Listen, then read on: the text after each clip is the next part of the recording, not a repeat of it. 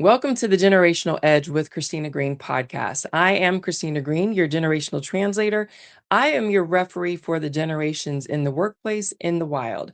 We translate the friction before it starts to escalate in the workplace.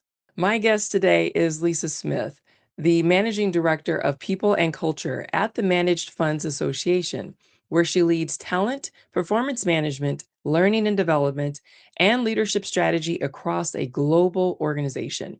With over 20 years in HR across finance and nonprofits, she helps leaders find the sweet spot between results and rest. She also serves as the VP of Programs and Professional Development for the DC chapter for the Society for HR Management. Lisa, welcome. We're so grateful to have you on the Generational Edge. Thank you so much for joining us today. Thank you so much for having me, Kristina. Good to be here. Absolutely. Absolutely. Okay, so let's go ahead and just dive right in, right? So when let's see here, what is one workplace emergency that you think that we should never qualify as urgent, right? That just continues to come up, but truly is not urgent. Yeah.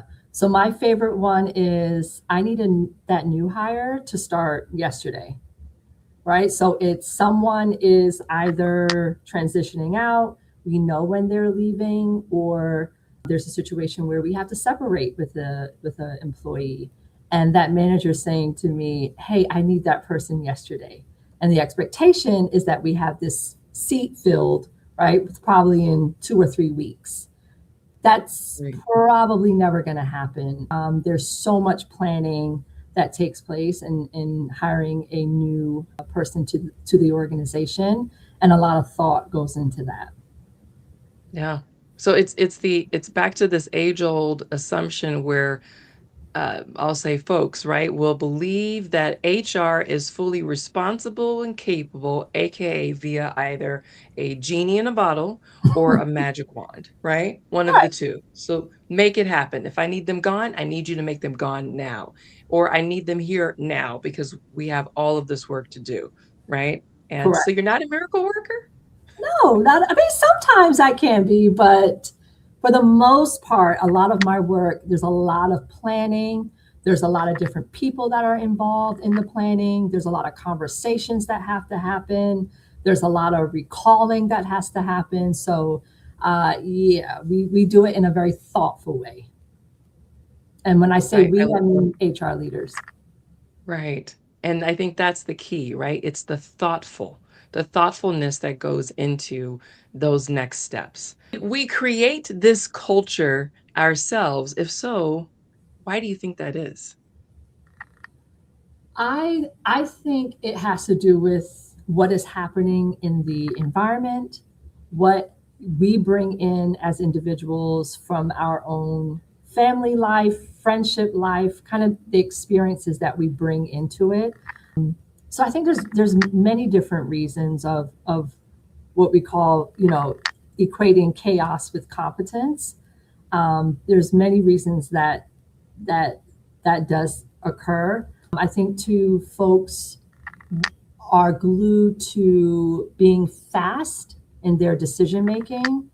And what ends up happening is sometimes the resolution is not adequate, right? It's because you want to move fast, you want to make decisions. But at the end of the day, when you look back and you say, oh, I probably should not have, that was probably the wrong decision. And you look back and you say, well, why, how did I come about that decision? One of the reasons could be you just went too fast. You didn't take time Yeah. to think through it. You didn't consult with others. And that's probably a really great lesson I've learned in my HR career is consulting with stakeholders that need to be involved. Yeah. Yeah. And I can see why folks will want to move quickly, right? Especially when the need or the demand is high. Mhm. And I will raise my hand and say, I've jumped into a hiring decision that definitely bit me in the behind later because I didn't do the proper vetting process. It's not that they were not, competent at doing the job, Mhm. but you forget that when you have roles that are perhaps going to interface with other departments, right? Or even just within the team, Mhm. you need to make sure that that dynamic is going to work. And it's not about assessing culture fit, but it's also too about kind of warming people up to this new person who's going to now be stepping in a role, especially if they're replacing someone, right? Because, well, this is how that Correct. person did it.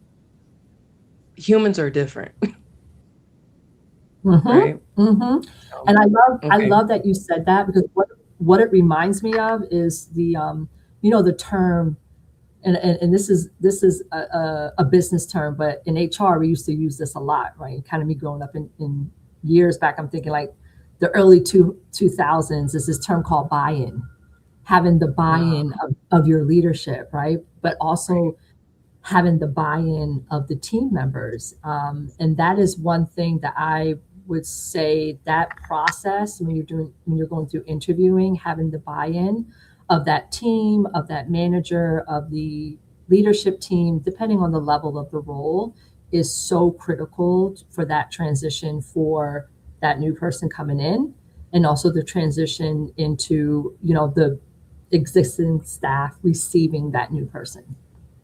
Yeah. Oh, yeah, absolutely. And would you say that the greater visibility for the role, let's say a role that is frontline versus more senior position, right? Would that also too kind of equate to the duration, perhaps maybe for, extending those offers and leaning into those hiring decisions? Does that account for some of that as well? Yeah, absolutely, absolutely. The firm that I work at now, we kind of have the same timeline no matter what role you're in. You could be at staff level, you could be at a people manager, you can be on the C-suite. We really have a thorough vetting process when we're bringing in folks into our organization. And one of the things that we look for, you mentioned that word culture fit, but I always think about it as a culture add. What can they bring to this organization that we don't already have, but isn't it's going to be an asset? It's going to be a new capability, a new skill, new exposure, new background to something that we don't currently have here. But of course, it's something that's going to um, be valuable to the organization. So I love to look at it as a value add, and vetting, no matter what level in the organization that you are. I think that having that same process across the board is important. Yeah. Yeah. I love that reframe, right? That it's really about because this is not about just doing things all the same way we always have and, just finding different pawns to fit our chessboard, right? It's about recognizing that everyone's going to make that role their own. And what is the addition? How are they adding to the team, to the culture? Right. So it's not just about pushing paper and executing tasks. That's right. There's a lot more spice that goes in that soup. Yeah. Absolutely, absolutely. Mhm. And I think a critical component in interviewing, and when you think about the culture ad, is also making sure that that new hire or that candidate is buying into your organizational values. So, right, so making sure you have questions during the interview process about your values, right? So whether it be being a good teammate, being a good communicator, being a good partner to your membership base, but making sure you're touching on how they see your values and understanding if they believe or have the same thoughts around your values. One thing I hear often from, certainly from even, I think the those emerging talent, right, where they don't feel that they have a voice in a Mhm. space, or they don't feel that they are allowed to speak up during those conversations. Yeah. So, And I yeah, think too, Christina, that's where we come into also the conversation around the generations, right? Which yes. generations are speaking up, which ones are not. Right, right. Well, and great question. So let me ask you this about, talking about adding, right? But let's think about who's maybe adding to the chaos, right? So who are you, and if you are, right, across generations, are you seeing any of the different generations who are pushing back, and then maybe those who are absolutely pumping the brakes? Any trends that you're noticing in your Yeah. career? Yes. So I would say the millennials, our millennials, and folks that may be spread around into generations. Um, some of the things that are important to them are flexible work arrangements, right? Um, Things around sick leave. They're not frightened to call in and say, "Hey, I need a PTO day." They're really focused on their wellness and on their growth within the organization. They're not afraid to speak up and ask, "Hey, when am I getting a promotion?" Let's sit down and talk about that plan for promotion. My compensation. I think I deserve $20,000 more. Let's have a conversation. So Mhm. that's the generation that, is kind of pushing back. And um, if we talk about, Gen Z, they're mostly labeled as the anxious generation, right? And they're more prone, which folks say, but I don't know how true this is, more prone to stress. I'm not sure. I'm not sure, if I am totally in agreement with that, because I think all generations um, have stress. Oh, it's just that we manage it differently, Hmm. right? Yeah. And not better. I mean, to use Gen X as an example, right? The Gen X is labeled the most resilient generation of all currently on the planet. Now, part of that is out of necessity, right?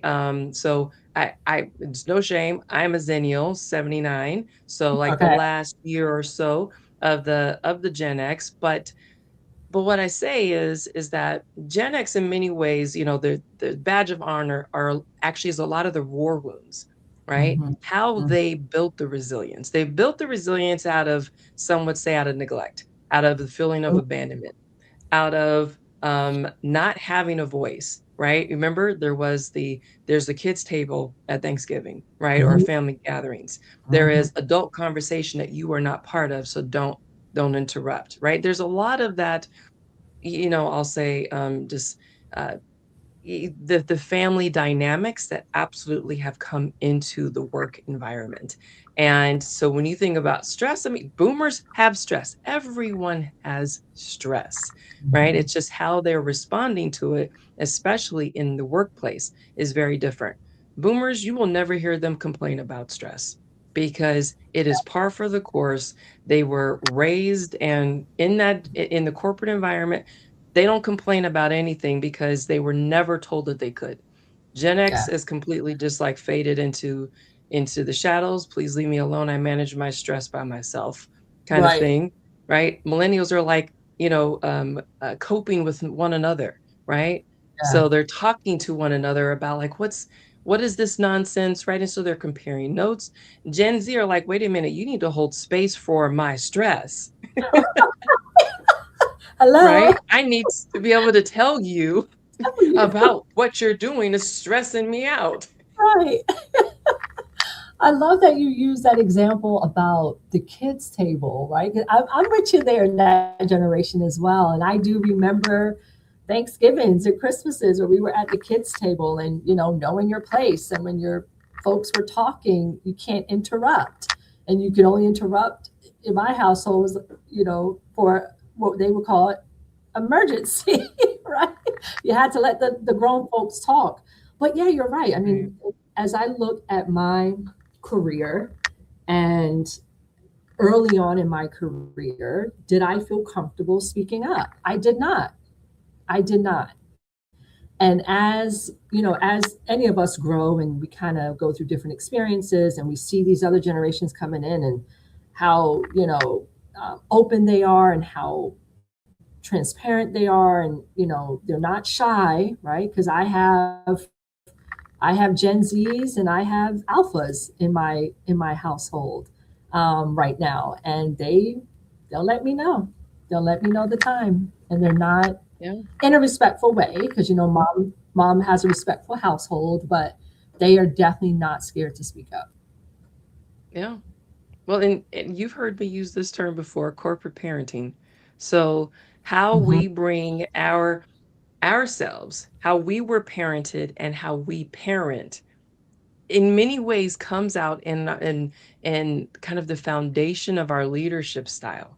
right? Yeah. So it's whether or not we are fully accepting of the way that we were parented and bringing that into the work environment, right? Or really into how it is that we are parenting. You don't have to be a parent to know how you were parent and how you might do things a little different, right? And so Mhm. where there might have been complete hands off, if you will, for Gen X as an example, from a parenting lens, which is why they also too might lean in a little differently when it comes to, their Gen Z. Both of my sons are Gen Z. And when Mhm. they entered the workforce, or my youngest isn't, but my oldest created his own workforce, right? You know this, so you've heard my story Mhm. before. Yes. But Yes. yeah, and so it's like, so we show up in that way. That is absolutely influencing how it is that we show up day to day, whether we are a leader or whether we are an individual contributor, a teammate, because Mhm. it tells us whether or not we lean in. It tells us whether or not we hold back, or Mhm. really kind of like the collaboration, the spirit of that, and how it is Right. that we exist in that space. So all of it is tied together, right? So if we had Mhm. parents who were overbearing and very controlling, chances are we're probably going to lean in that way unless our kids, millennials and Gen Z have started to push back and say, wait a minute, wait a minute, wait a minute, right? Right. I don't respond to your fire drills, Mhm. Correct. right? And they'll So let you know. yes, they will. And that's Yes. also that's one of the reasons why I enjoyed this work, is because we truly are talking about the same thing. We want the same thing. We want some level of job satisfaction out of our careers. The definition Mhm. of careers for all of us means something a little different across the Mhm. generations, right? Our careers used to be kind of the space where we had informed our relationships, our friendships. Yeah. For Gen Z and likely Gen Alpha, no, I have my friends outside. I do Right. not rely on my job to provide me a social calendar, right? Yes. So, Absolutely. And I could probably I see that living out in my two daughters. A lot of their friendship circles are from college or even from high school that they're still, close to. yeah, yeah. Okay, now Mhm. let's kind of shift this into, we understand how we got here. And I think we Mhm. understand kind of like the flavor of this soup now, right? But now if we want to start to troubleshoot around how we can get the different generations to start landing on the same page when it comes to creating this chaos in the workplace and responding to it, because sometimes it's not chaos. We're quick to call things toxic. They're not necessarily toxic, right? We've got new language that we keep testing on everything, you know.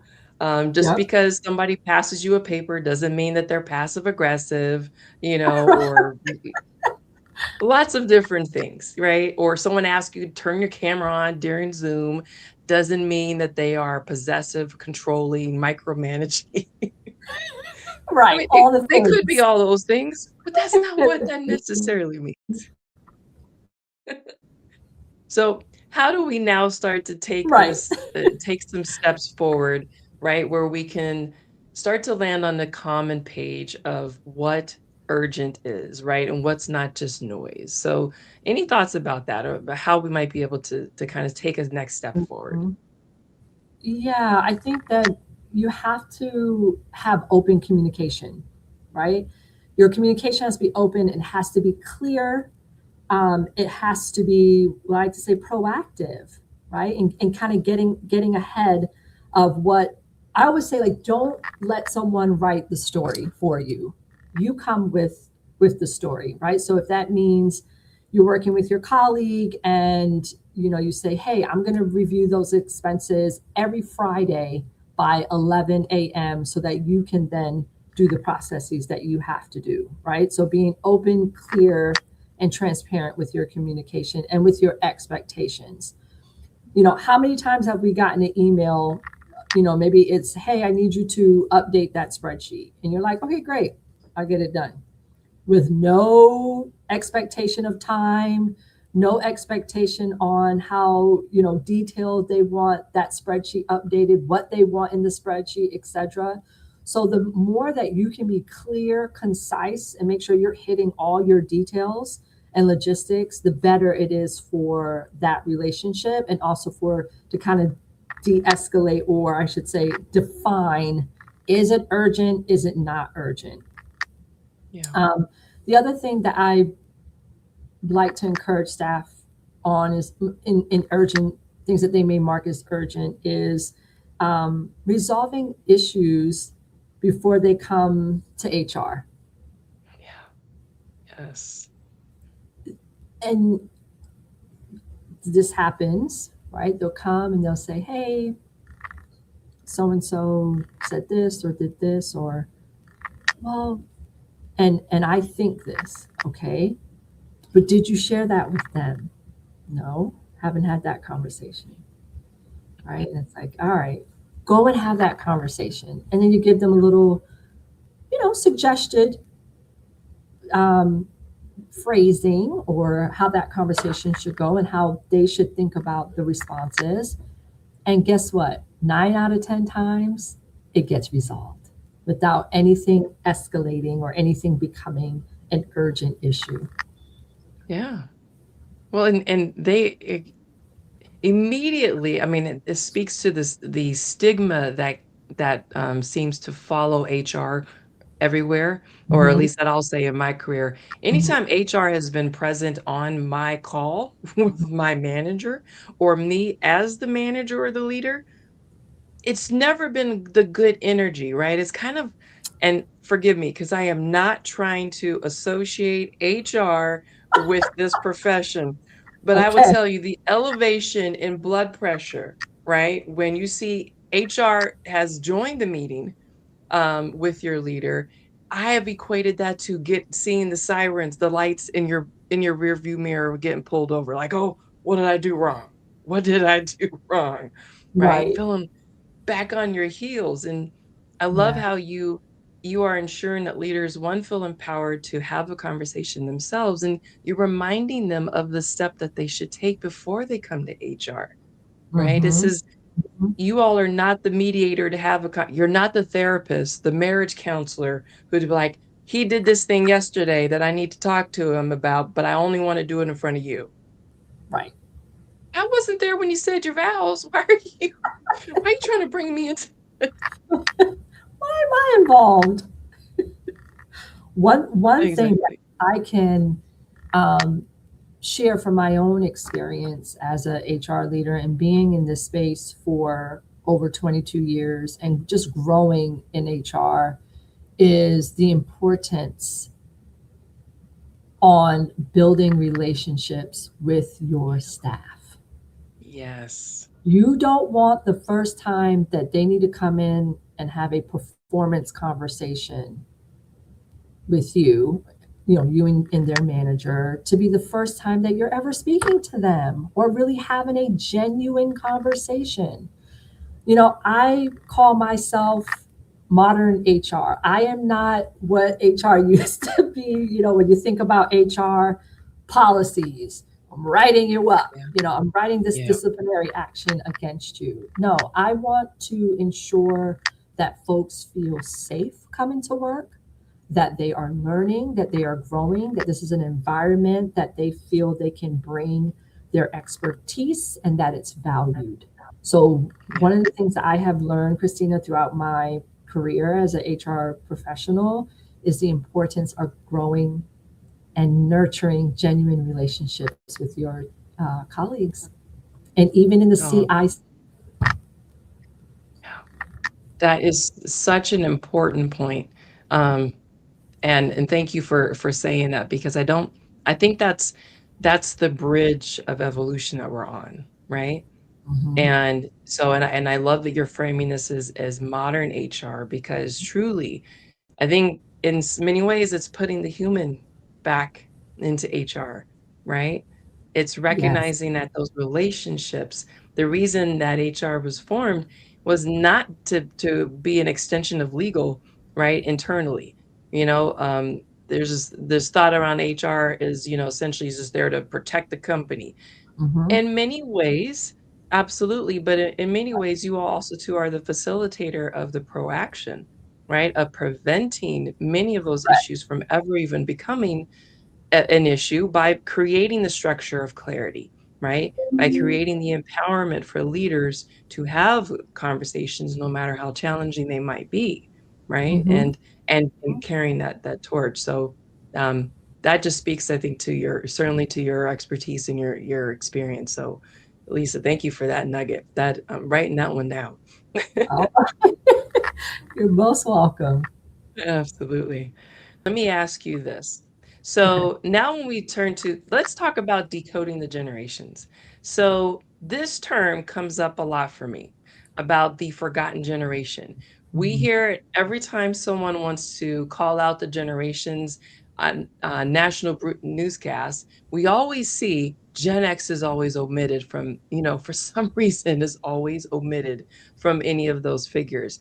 When I say forgotten generation, what comes up for you? What do you think of immediately when I say that? Probably Gen X. And the reason why is because it's kind of in the middle, right? So is it like the middle child, the forgotten ones? But I also think, are we talking about perhaps baby boomers?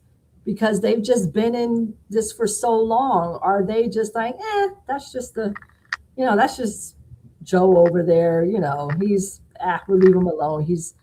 He gets his work done and he's about to retire. Are Mm. baby boomers the lost generation? So I think it kind of Gen X, middle child, baby boomers.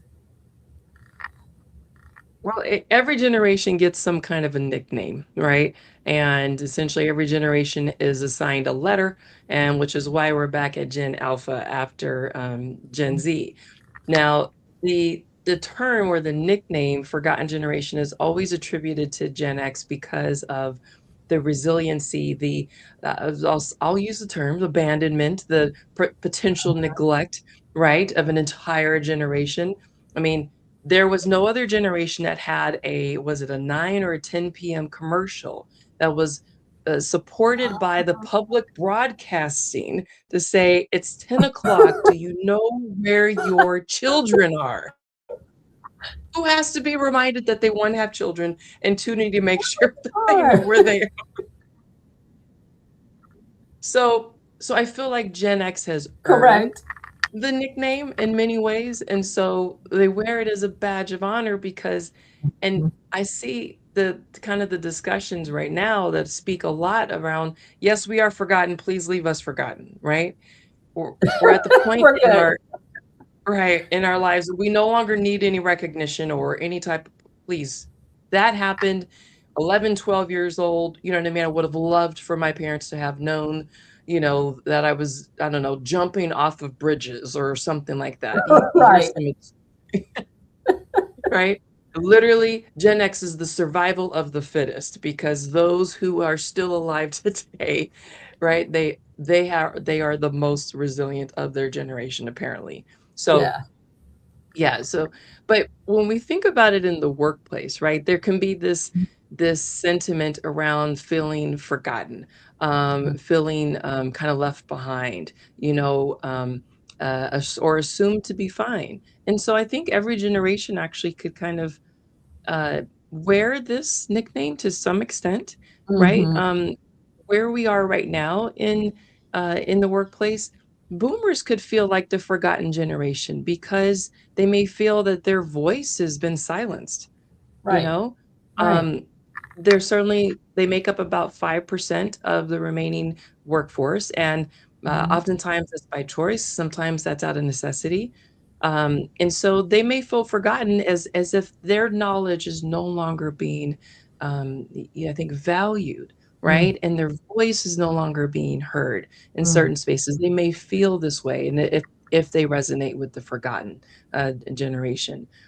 Gen X, we just talked about that, right? The original nickname belongs to them. But millennials Mhm. might also too feel forgotten because they might feel that their voice is not, or their opinions are not valued in making decisions. right? Right. That's a really big issue for millennials is they want to be part of something that's meaningful, but they want to be part of the decision process as well, right? Yeah. It's part of that building that leadership development and where they're going. And Mhm. Mhm. Gen Z might feel forgotten just by being dismissed, right? You don't have Mhm. enough experience. Come back when you have, some war wounds that you can, share, that you could share with us out of experience. And so Mhm. that's how I kind of see that playing out across the generations. Is there anything else that's coming up for you? I, as you were talking, I was just thinking about the importance of organizations making their teams feel valuable and not even feel, right? You gotta, it has to come out in actions. So, if you have folks that are involved in a brainstorming session, we're coming out with a new product and we have every folks in the room and we're talking about different ideas, and perhaps somebody that's been at the organization or someone who's older, let's say a baby boomer, their idea is taken, being able to explain why their idea is being taken, and linking it back to business reasons and business results is important. But it's as it is important to let folks know, I want you to come and have this conversation. I want you to share your ideas. Maybe, next month we have a new product coming out and a Gen Z's idea is taken that's maybe more technology focused, right? So making folks feel that they are valued and that you're creating that safe space for them to speak up, you know, with their ideas is, I think it doesn't happen a lot, and it's probably needs to happen more in workplaces, making creating that safe space for people to speak across the Mhm. generations. Absolutely. And closing that loop for them, right? So Yeah, it's not just, no, we're not going with your idea. It's here's why this is timely for us, right? And aligns with our right. business need. But keep coming, right? So keep coming with those ideas because this is Yep. not about valuing one over the other. It's about the viability of something we can actually do, right? So, for example, Mm-hmm. like, oh, I want to Hmm. buy this new tool. That's a Ferrari. We only need a Civic, right? It's a Right. great thought. Let's. It does everything that we could possibly ever do, probably for the next 20 or 30 years. But right now, this is the problem we have to solve, and it's the size of a Civic. Correct. Correct. That's, you've got it right. And tying it back to the business, right? Yes. This is in our Yes. budget. This is not. The Civic's in our budget. The Ferrari's not right now. Yep. Yep. Mhm. And it might even be a used Civic at that. So, Might be. oh boy. I will get started on analogies because I will take them far, far and wide. But Lisa, this has been such a great conversation. Thank you so much for your insights. I know that our audience is definitely pulling a couple nuggets. I have a couple of them that I have memorizing from myself.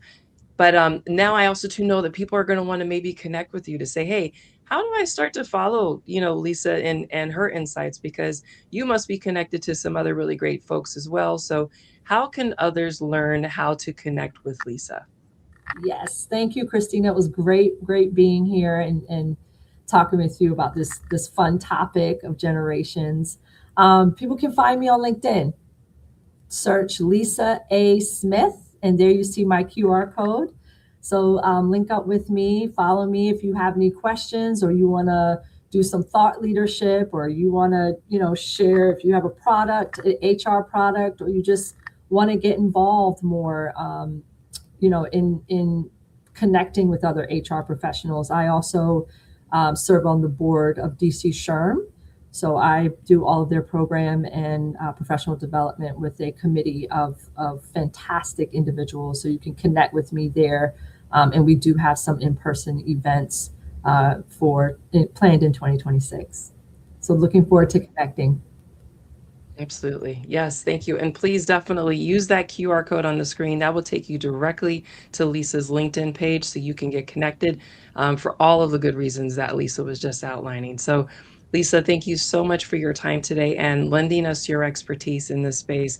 Looking forward to perhaps let's continue the conversation because there's more to this onion, and I'm sure we could peel some more layers in a conversation. So thank you. And thank you everyone for tuning in. You've been listening to the Generational Edge with Kristina Green podcast.